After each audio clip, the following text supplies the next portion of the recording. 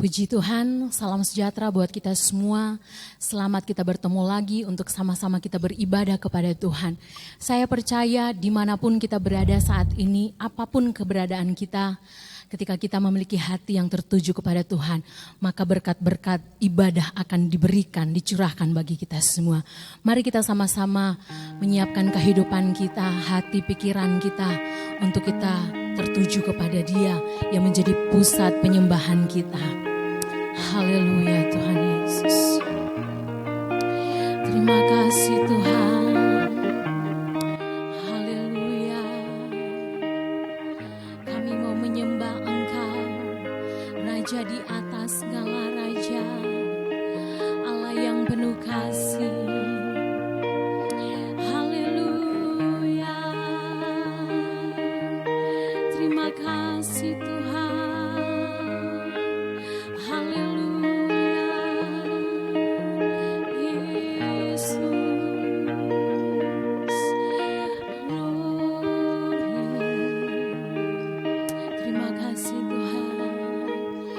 Sama-sama kita nyanyikan pujian ini, katakan, Yesus kau sungguh baik. Yesus kau sungguh baik.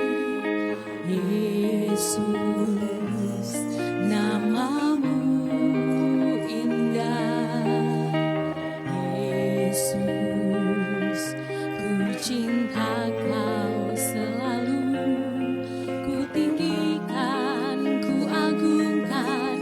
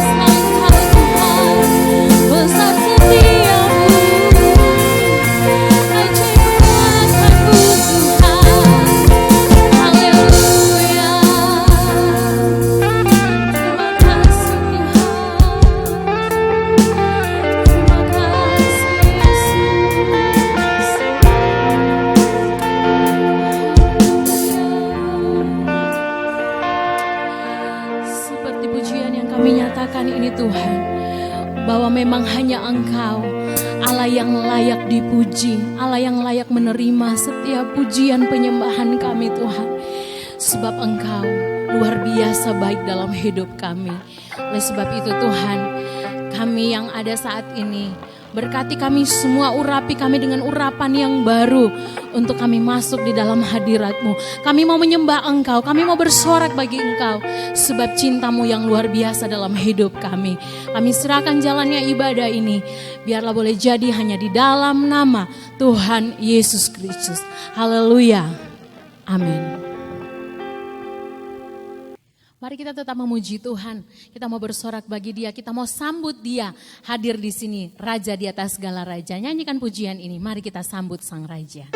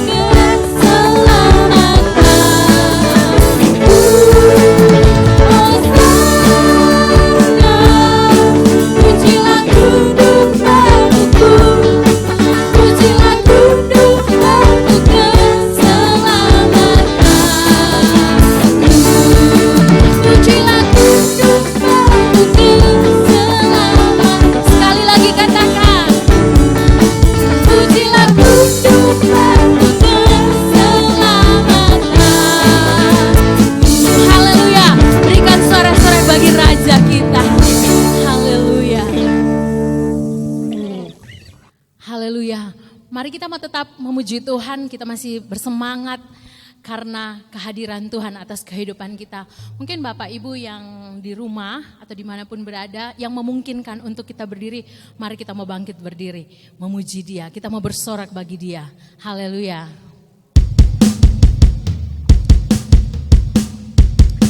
Haleluya. Terima kasih Tuhan.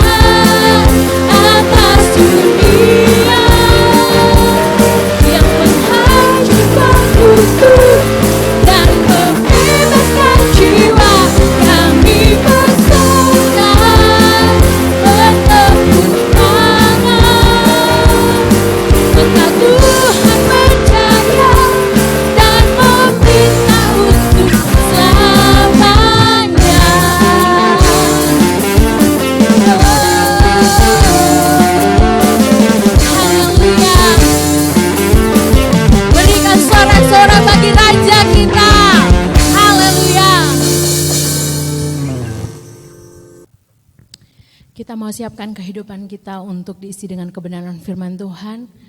Mari kita mau bangun iman kita, percaya kita bahwa ketika kita menyembah Tuhan, Dia hadir di sini, Roh Kudusnya menguatkan kita dan kuasanya sanggup untuk memulihkan kita.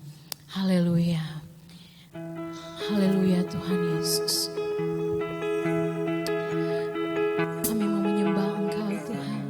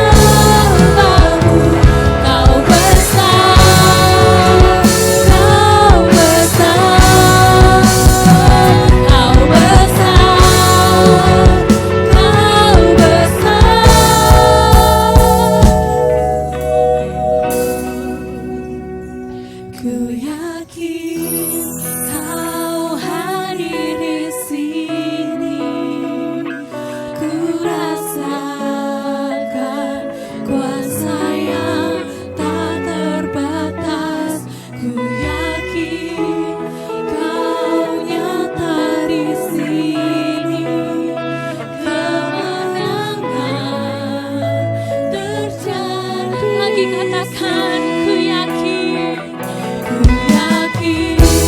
Kau hadir di sini. Ku rasakan kuasa yang tak terbatas. Ku yakin Kau nyata di sini. Kemenangan terjadi, kesembuhan terjadi di sini. Kesembuhan terjadi, pemulihan terjadi di sini Tuhan. Pemulihan terjadi di sini. Haleluya, haleluya. Kami percaya Tuhan, Engkau ada di tempat ini. Kuasa-Mu sanggup memulihkan, yang lemah dikuatkan, yang sakit disembuhkan. Kami percaya Engkau hadir Tuhan. Haleluya. Terima kasih Tuhan, karena kuasa-Mu ada di tempat ini, memampukan kami untuk dipulihkan, disembuhkan, dibebaskan Tuhan. Ini yang menjadi keyakinan kami. Berbicaralah Engkau melalui firman-Mu yang Kau sampaikan melalui hamba-Mu Tuhan. Tolong kami semua, biarlah kami dapat mengerti setiap firman yang disampaikan dan mampukan kami untuk kami dapat melakukan firman-Mu ya Tuhan. Terima kasih Tuhan Yesus, kami percaya setiap pujian kami sudah naik di hadapan-Mu ketika kami menyanyikan pujian ini dengan sungguh-sungguh ya Tuhan. Pakai hamba-Mu yang akan menyampaikan firman-Mu Tuhan. Kami siap mendengarkan firman-Mu hanya di dalam nama Tuhan Yesus Kristus. Haleluya. Amin. Haleluya, puji Tuhan. Kita bersama-sama lagi pagi hari ini akan melihat firman Tuhan yang pada pagi ini saya akan mengambil ayat bantu yang terdapat di dalam Yohanes 6 ayat 27. Yang berbunyi demikian, bekerjalah bukan untuk makanan yang akan dapat binasa, melainkan untuk makanan yang bertahan sampai pada hidup yang kekal, yang akan diberikan Anak Manusia kepadamu, sebab dialah yang akan disahkan oleh Bapa Allah yang dengan meterainya. Puji Tuhan, saudara, banyak orang hari-hari ini bekerja dan mereka berusaha untuk mempertahankan hidup. Tetapi pada pagi hari ini kita membaca bahwa bekerjalah bukan untuk makanan yang akan dapat binasa. Berarti saudara, bukan berarti saudara tidak boleh bekerja dan mencari makan. Tidak saudara. Tetapi di sisi lain kita harus ingat bahwa saudara, ada yang makanan yang membawa kita tidak kepada kebinasaan, tetapi yang memberikan untuk kita bertahan sampai pada hidup yang kekal. Nah, saudara-saudara, hari-hari ini kita masih berada dalam pekerjaan Roh Kudus yang luar biasa, yang telah dicurahkan, diberikan, dinyatakan bagi gerejanya. Dan memang teladan yang luar biasa yang patut kita ikuti tentang kehidupan Sang Peminta Roh Kudus kepada Bapa, yaitu Yesus Kristus. Tuhan Yesuslah yang patut kita contoh bagaimana Ia sebagai pekerja yang luar biasa dalam Injil. Lukas pasal 4, saudara, kalau saudara membaca di situ ayat 18 dan 19, kita melihat di situ saudara, waktu itu Tuhan Yesus saudara membaca kitab Nabi Yesaya waktu dia masuk di Bait Allah, kemudian dia membuka nas Alkitab yang terdapat di dalam Yesaya 61 ayat 1 dan 2 itu di Perjanjian Lama. Tetapi di Perjanjian Baru itu kita membaca bersama-sama di dalam Lukas 4 ayat 18-19. Dikatakan demikian, Roh Tuhan ada padaku, oleh sebab Ia telah mengurapi aku untuk menyampaikan kabar baik kepada orang miskin, dan Ia juga mengutus aku dalam ayat 19 untuk memberitakan pembebasan kepada orang-orang tawanan dan penglihatan bagi orang buta, untuk membebaskan orang yang tertindas, untuk memberitakan tahun rahmat Tuhan telah datang. Puji Tuhan, sebelum pasal 4 ini saudara, di dalam pasal 3 ayat 21 Injil Lukas, Tuhan Yesus dibaptis dan waktu dia sedang berdoa terbukalah langit. Ayat 22 dikatakan turunlah Roh Kudus dalam rupa burung merpati ke atasnya, dan terdengarlah suara dari langit, Engkaulah anakku yang kukasih, kepadamulah aku berkenan. Inilah pengurapan yang dialami oleh Tuhan Yesus saat Ia dibaptis. Saudara, kembali dalam Lukas pasal 4 ayat 18-19. Di situ saudara kita lihat dengan penuh kewibawaan Tuhan Yesus membaca nas Alkitab, bagaimana Roh Tuhan telah mengurapi Tuhan Yesus. Walaupun dia di Nazaret ditolak dan mengatakan bahwa Tuhan Yesus itu adalah anak tukang kayu. Kita lihat bagaimana saudara kuasa itu bekerja luar biasa di dalam pribadi Tuhan Yesus.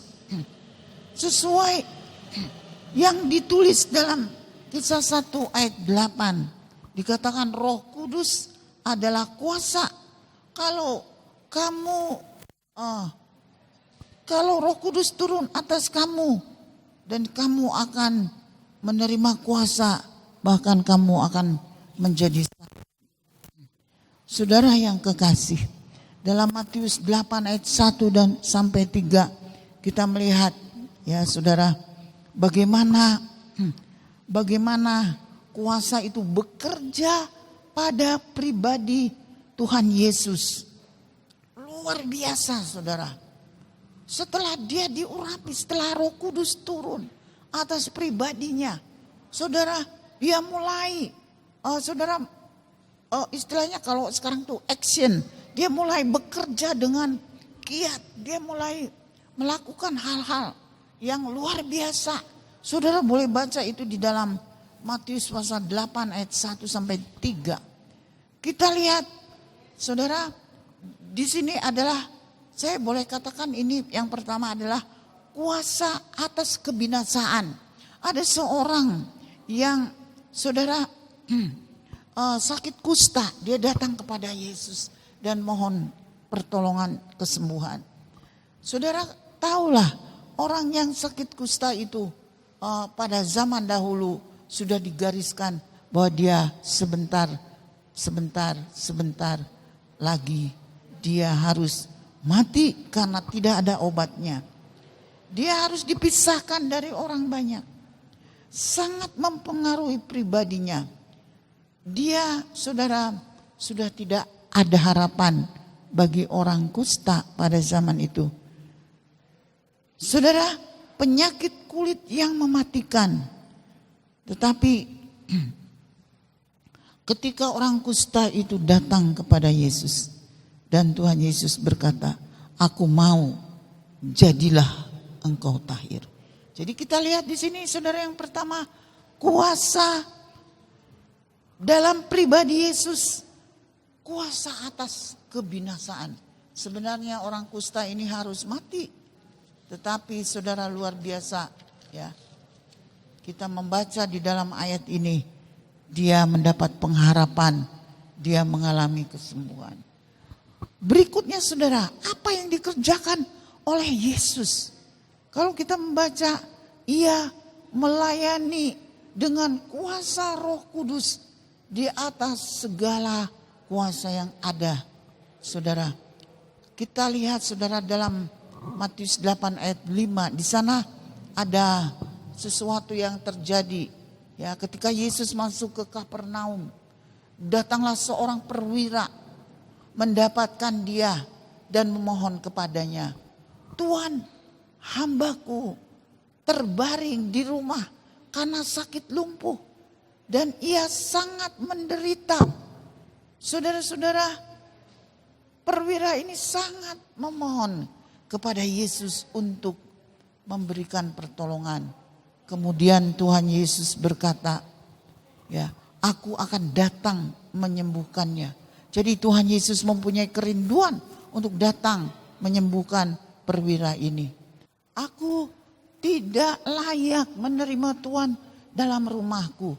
Katakan saja sepatah kata, maka hambaku ini akan sembuh. Saudara tahu ini, saya boleh katakan kuasa ini adalah kuasa atas sakit penyakit. Meskipun jarak jauh, Tuhan berkuasa melakukan mujizat. Haleluya. Berikutnya saudara, bukan saja kuasa atas penyakit walaupun jarak jauh, tapi sesungguhnya saudara, ada juga dalam ayat 14 kuasa atas hal-hal yang sepele. Waktu itu Tuhan Yesus ada di rumah mertua Petrus. Saudara, karena mertuanya sakit demam. Hanya dengan sekilas saudara, mertua Petrus itu disembuhkan.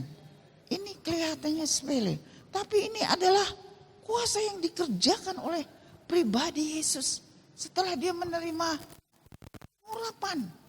Ya, seperti yang tadi kita membaca di dalam Injil Lukas pasal 4, dia katakan roh Tuhan itu ada di atasku.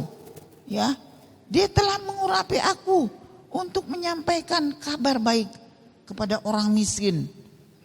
Dan ia telah mengutus aku untuk memberitakan pembebasan kepada orang-orang tawanan, penglihatan kepada orang-orang buta, dan membebaskan orang-orang yang tertindas. Wow, saudara, luar biasa. Saya kagum dengan cara Tuhan Yesus dalam waktu sekilas perjalanan di Injil Matius. Dia menyembuhkan banyak sekali mujizat, melakukan kuasa atas alam. Ada angin ribut yang besar. Tuhan Yesus tertidur di dalam perahu. Lalu dibangunkan oleh murid-muridnya. Dan mengatakan, mengapa kamu takut? Kamu yang kurang percaya. Saudara, lalu kita melihat air itu menjadi tenang kembali. Ada lagi saudara, kuasa atas keadaan yang tidak dapat diubah. Seorang lumpuh yang tidak mungkin bisa berjalan. Tetapi kemudian ia, saudara, karena mujizat Tuhan Yesus berkata kepada anak orang lumpuh ini, percayalah hai anakku, dosamu sudah diampuni. Kemudian orang lumpuh itu dapat berjalan. Demikian juga saudara, dalam kitab Yoel sudah dinubuatkan bahwa pada zaman akhir, ya saudara, Yoel 2 ayat 29, kemudian pada hari itu akan terjadi bahwa aku akan mencurahkan rohku ke atas semua manusia. Maka anakmu laki-laki dan perempuan akan bernubuat, orang tua-tua akan mendapat mimpi, taruna-tarunamu pun akan mendapat penglihatan.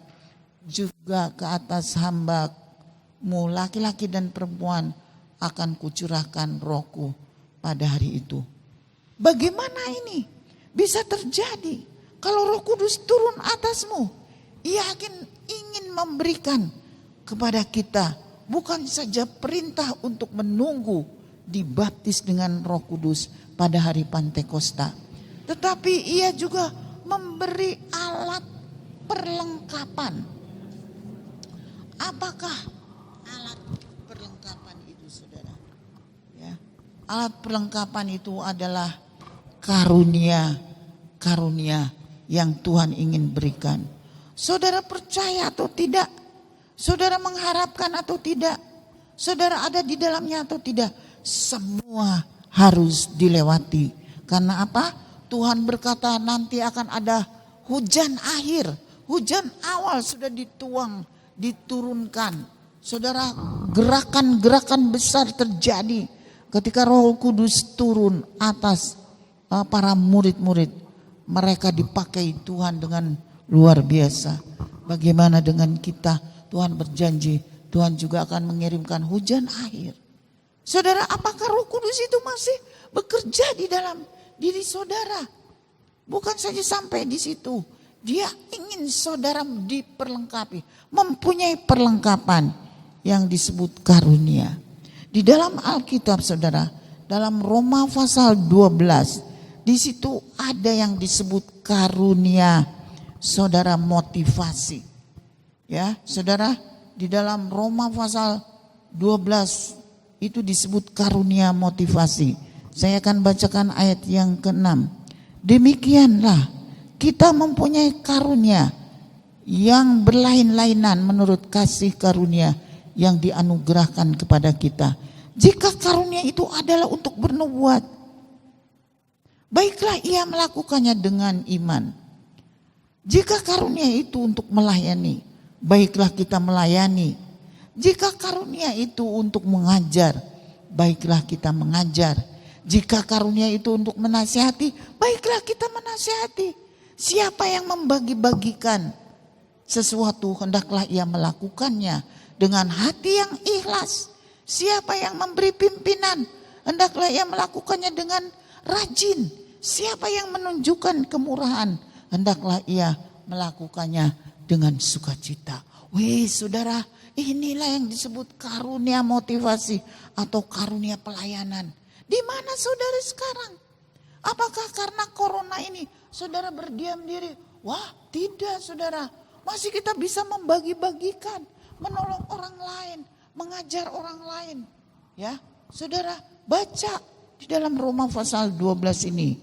Yang kedua, saudara, karunia yang disebut manifestasi. Kalau saudara baca karunia manifestasi itu, bisa saudara baca di dalam 1 Korintus, ya. Saudara, di situ ada karunia manifestasi. Itu terdapat di dalam 1 Korintus 12 ayat 11 sampai 10. Karunia ini tidak tinggal terus menerus di dalam kita, ya. Allah dapat memakai karunia apapun dalam keadaan apapun. Karunia kesembuhan dapat terjadi karena kita hanya sebagai pesuruh, ya. Saudara bisa melihat itu di dalam 1 Korintus 12, ya. 1 Korintus 12. Saya bacakan sebentar. Saudara, 1 Korintus 12. Ini cukup panjang tapi tidak apa-apa. Mari kita bersama-sama membacanya, saudara. Ada rupa-rupa karunia, tapi satu roh. Dan ada rupa-rupa pelayanan, tetapi satu Tuhan. Ada berbagai-bagai perbuatan ajaib, tetapi Allah adalah satu yang mengerjakan semuanya di dalam semua. Tetapi kepada tiap-tiap orang dikaruniakan penyataan roh untuk kepentingan bersama.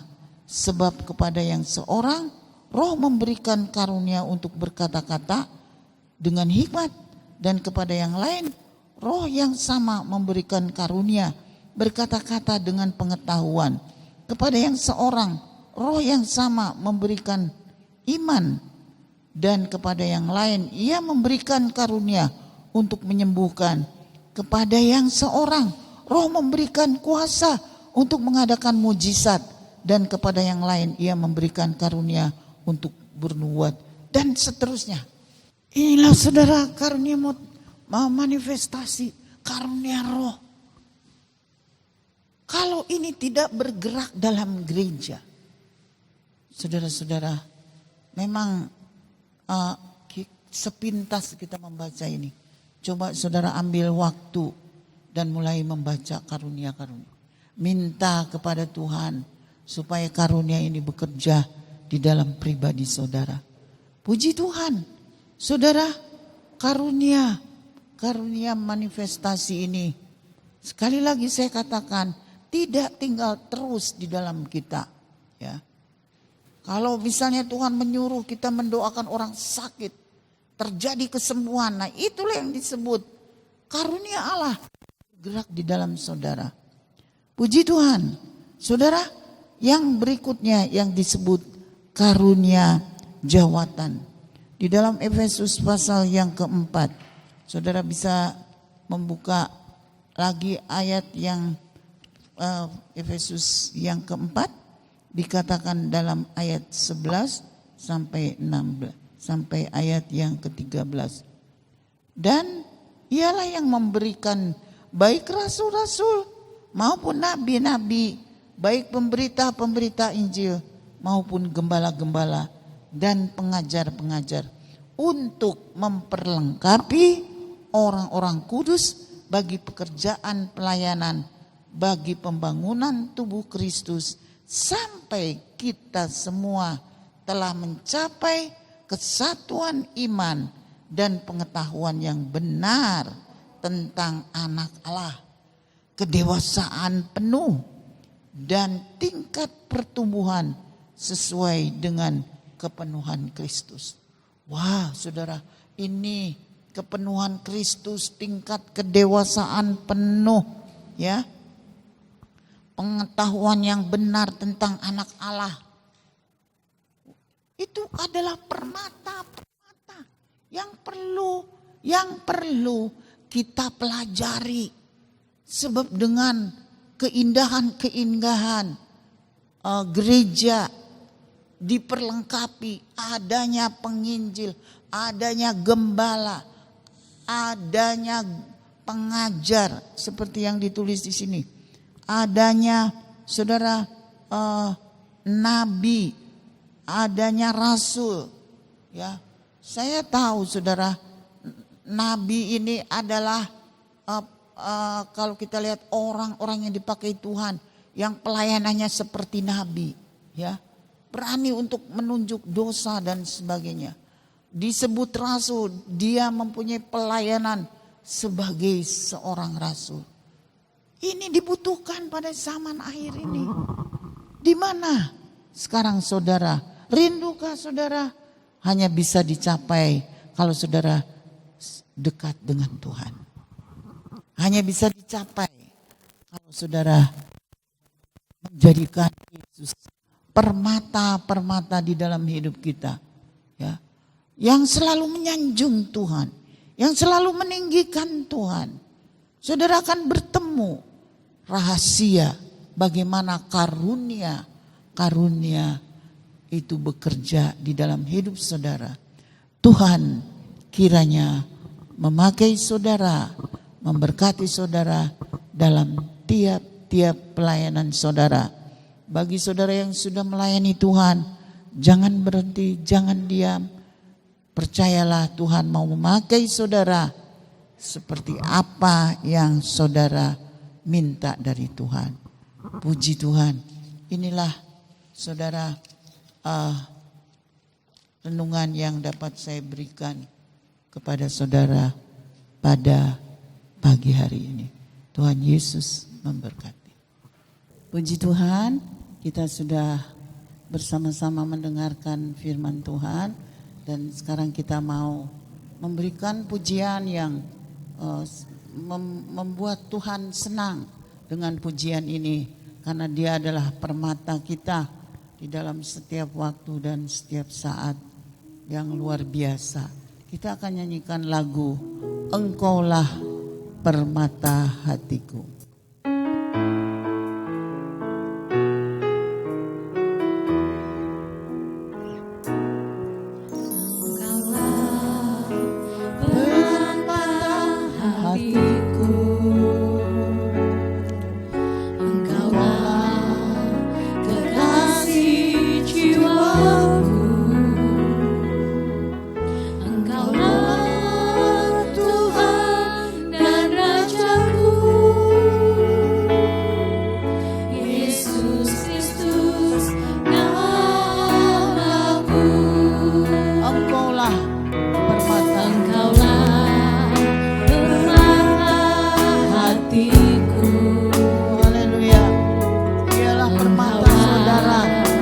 dalam perjalanan hidup ini. jiwaku,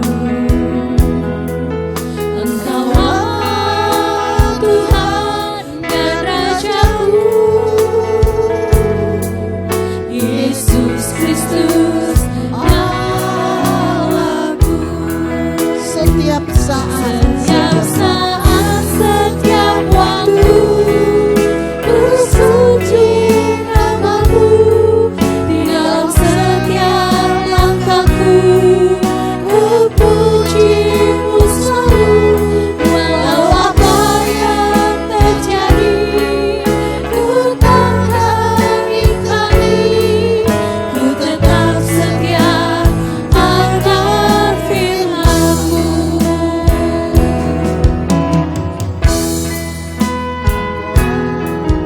Engkaulah permata hatiku, dialah permata saudara dalam pengiringan saudara kepada Tuhan. jiwaku. Tidak ada yang sama dengan Tuhan Yesus. Engkaulah Tuhan dan Rajaku, Yesus Kristus Allahku. Mari kita sembah Dia. Setiap saat, setiap waktu, ku sanjung namamu. Di dalam setiap langkahku, ku pujimu selalu. Walau apa yang terjadi, ku takkan ingkari. Ku tetap setia akan firman-Mu. Setiap saat, setiap waktu, ku sanjung namamu. Di dalam setiap langkahku, ku pujimu selalu. Walau apa yang terjadi, ku takkan ingkari. Ku tetap setia akan firman-Mu. Ku tetap setia akan firman-Mu. Ku tetap setia akan firman-Mu. Haleluya. Mari kita masuk di dalam doa. Biarlah setiap saat, setiap waktu kita mau setia kepada firman Tuhan. Mari kita berdoa. Haleluya. Terima kasih Tuhan Yesus untuk firman Tuhan yang Tuhan sudah berikan kepada kami. Biarlah ini menjadi pegangan dalam hidup kami, karena kami tahu hanya lewat Engkau kami akan melihat perkara-perkara besar terjadi di dalam kehidupan kami. Terima kasih untuk karunia-karunia yang Tuhan janjikan bagi gereja-Mu pada zaman akhir. Sebab dengan karunia ini kami akan melihat Tuhan, perkara besar akan terjadi. Engkaulah permata hati kami. Terima kasih, kami menutup ibadah firman Tuhan ini di dalam nama Tuhan Yesus Kristus. Haleluya. Amin. Bapak Ibu Saudara yang dikasihi oleh Tuhan, kita akan mengakhiri ibadah kita pada saat hari ini. Mari kita mengucap syukur kepada Tuhan dan nama Tuhan dipermuliakan. Amin. Puji Tuhan. Mari kita berdiri bersama-sama. Kiranya Engkau memberkati aku berlimpah-limpah dan memperkuat. Dengan iman katakan haleluya. Puji Tuhan.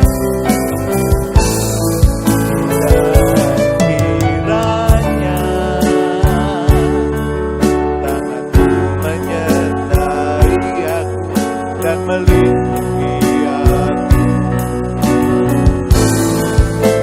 daripada malapetaka, sehingga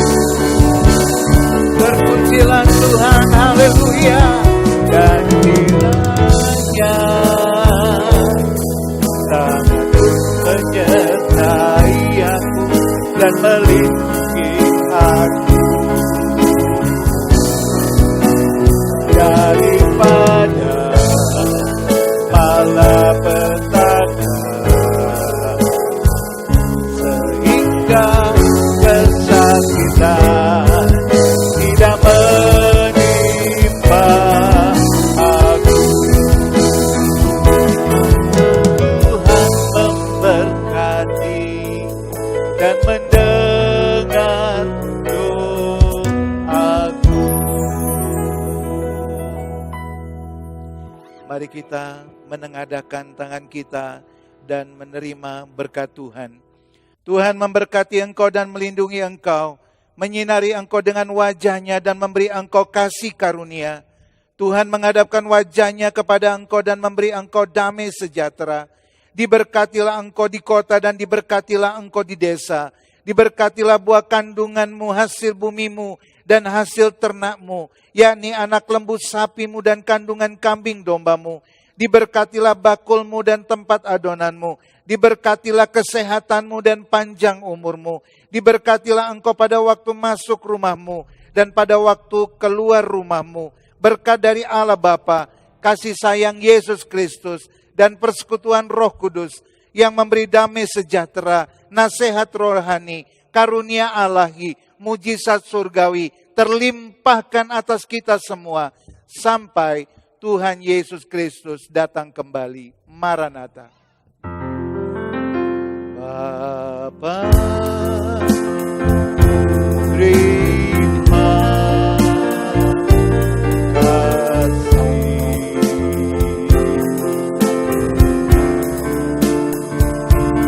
Bapa, terima kasih.